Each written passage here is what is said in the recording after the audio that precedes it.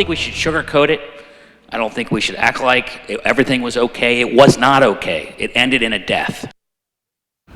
On now to the rest of the day's news. Straight talk today from Mayor Cranley about the emergency response in Kyle Plush's death. Today, the acting city manager and police chief answered 33 questions Kyle Plush's parents asked about the emergency response to his 911 calls. Some of the answers were tough for them. Anjanette Levy is live at City Hall, where the Plushes have more questions today. Anjanette. Rob, there have been a lot of questions about whether officers Edsel Osborne and Brian Brazil did enough to find Kyle's van that day. They were dispatched to Seven Hills School, and 6 hours later, Kyle's father found him dead in the back of that van. Today, Mayor Cranley didn't hold back in his criticism of what happened that day. Officers Brazil and Osborne's body camera videos show them driving around Seven Hills School for a little more than 3 minutes. Then the body cameras are turned off in violation of Cincinnati police policy. Kyle's father, Ron, says the cruiser isn't captured by surveillance cameras until 8 minutes later, and he wants to know what was going on during that time. The officers never drove through the lot where Kyle's van was found. Did the officers fail to fulfill this expectation of getting out of their vehicle on the afternoon of 4/10 when they were told somebody was trapped in a van? Mayor Cranley answered the question. It was wrong for the officers not to get out of their car and check the 5 vans that were in the lot. So the caller was wrong, the dispatch was wrong, and the cops were wrong. All 3.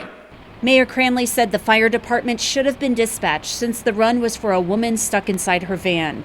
And he said the call taker on Kyle's first call should have had her headset volume turned up so she could hear Kyle banging and saying, "I'm going to die here."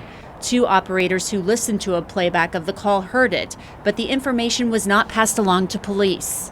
Why wasn't the CAD updated to reflect the fact that operator Harris heard, "Help, I'm going to die"? Would this have warranted dispatch of fire and rescue resources?